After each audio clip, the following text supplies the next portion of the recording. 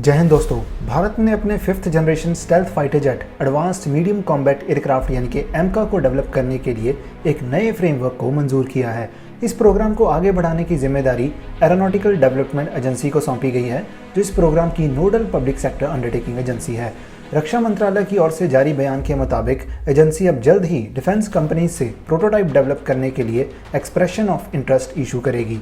Reuters की report के अनुसार भारत इस 5th जनरेशन के ट्विन इंजन फाइटर जेट को बनाने के लिए एक डोमेस्टिक कंपनी के साथ पार्टनरशिप करेगा। कंपनीज चाहें तो इस प्रोग्राम को इंडिपेंडेंटली या किसी और कंपनी के साथ ज्वाइंट वेंचर के जरिए भी ज्वाइन कर सकती हैं। डिफेंस मिनिस्ट्री ने यह भी साफ किया है कि बिडिंग प्राइवेट और गवर्नमेंट दोनों तरह की कंपनीज के लिए खुली होगी। अब बात करते हैं कि Su-57 और F-35 जैसे फॉरेन प्लेटफॉर्म्स को चूज करने के बजाय इंडिया एमका पर ही फोकस क्यों कर रहा है। एमका एक twin engine multi role stealth fighter है जिसे DRDO के तहत एरोनॉटिकल डेवलपमेंट एजेंसी ADA द्वारा डिजाइन किया गया है और ये एयरक्राफ्ट इंडियन एयरफोर्स की कॉम्बैट कैपेबिलिटीज को ट्रांसफॉर्म करने के लिए पूरे तरीके से तैयार है। इस प्रोग्राम के एग्जीक्यूशन फ्रेमवर्क को मंजूरी मिलने का मतलब है कि सरकार अब इसे तेजी से आगे बढ़ाने के लिए कमिटेड है। ADA इसका लीडिंग डेवलपर होगा और प्राइवेट कंपनी डेवलपमेंट कम प्रोडक्शन पार्टनर के रूप से पार्टिसिपेट करेगी।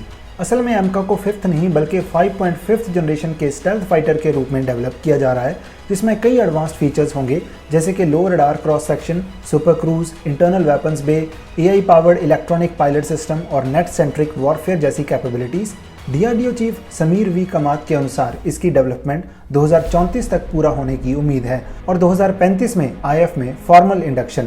प्रोजेक्ट के टाइमलाइन में 2026-2027 तक 5 प्रोटोटाइप का रोल आउट, 2028 में पहली फ्लाइट और 2032 तक सर्टिफिकेशन कंप्लीशन शामिल है। एमका केवल एक टेक्नोलॉजिकल एंडेवर ही नहीं बल्कि एक स्ट्रेटेजिक नेसेसिटी भी है।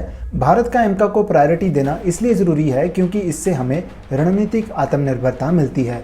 Su-57 और F-35 दोनों ही शानदार फाइटर्स हैं, लेकिन उनके साथ technical dependence, technology transfer limitations और जियोपॉलिटिकल कॉम्प्लेक्सिटीज जैसे इश्यूज भी साथ जुड़े हैं, जबकि एमका पूरे तरीके से भारत की ज़रूरतों के हिसाब से तैयार हो रहा है। 2018 में भारत ने रूस के साथ joint 5th generation fighter aircraft project से पीछे हटने का निर्णय लिया था, जो Su-57 पर आधारित था। उस फैसले के पीछे Su-57 की स्टेल्थ परफॉर्मेंस कंसर्न्स और इसके ISWA 30 इंजन से जुड़े टेक्निकल चैलेंजेस जैसे इश्यूज थे। F-35 जैसे अमेरिकी प्लेटफॉर्म को लेकर भी भारत की चिंताएं थी, जैसे कि हाई कॉस्ट और रिस्ट्रिक्टिव टेक्नोलॉजी शेयरिंग पॉलिसीज। लेकिन एमका इन सभी चैलेंजेस का भारत का जवाब है। एमका सिर्फ एक लड़ाकू विमान नहीं होगा बल्कि ये इंडिजिनस एरोस्पेस इनोवेशन का एक नया इकोसिस्टम तैयार करने में मदद करेगा। एमका के फीचर्स की बात करें तो सबसे पहले है स्टेल्थ टेक्नोलॉजी, जिसमें शामिल है low electromagnetic signature, radar absorbing materials और इंटरनल वेपन्स बे जो रडार विजिबिलिटी को कम करेगा। इसके बाद है सुपर क्रूज और सुपर मैनोवरेबिलिटी। इसमें एयरक्राफ्ट आफ्टर बर्नर के बिना 1 मैक से ज़्यादा यानी कि सुपरसोनिक स्पीड अचीव कर सकता है और साथ ही थ्रस्ट वेक्टरिंग इंजन से एनहेंस्ड मैनोवरेबिलिटी। देन एडवांस्ड एवियोनिक्स, जिसमें शामिल है AI powered systems, real time combat coordination के लिए सेंसर फ्यूजन और नेट सेंट्रिक वॉरफेयर जैसी कैपेबिलिटीज। लास्ट है इंडिजिनस कंटेंट। एमका के MK1 वेरिएंट में 75% इंडिजिनस कंटेंट होने की उम्मीद है, जबकि MK2 वेरिएंट में इसको 85% तक इंक्रीज किया जाएगा। इसमें जनरल इलेक्ट्रिक का GE F414 इंजन इंटीग्रेट किया जाएगा, जिसको HAL GE एरोस्पेस के साथ लोकली प्रोड्यूस करेगा with transfer of technology. MK2 variant को 110 किलोन्यूटन वाला मोर पावरफुल इंजन पावर देगा, जिसको इंडिया किसी फॉरेन पार्टनर के साथ ज्वाइंटली डेवलप करेगा। एमका में 6th जनरेशन की भी कुछ कैपेबिलिटी शामिल होंगी, जैसे optional manned capability, unmanned loyal wing के साथ इंटीग्रेशन और हाइपरसोनिक वेपन्स के लिए सपोर्ट। एमका सिर्फ F-35 या चीन के J-20 जैसे 5th जनरेशन एयरक्राफ्ट्स की बराबरी ही नहीं करता, बल्कि ये नेक्स्ट जनरेशन वॉरफेयर के गैप को भी पूरा करने में मदद करेगा। हालांकि चुनौतियां भी कम नहीं हैं। 5th जनरेशन फाइटर बनाना एक बेहद जटिल और महंगा काम है।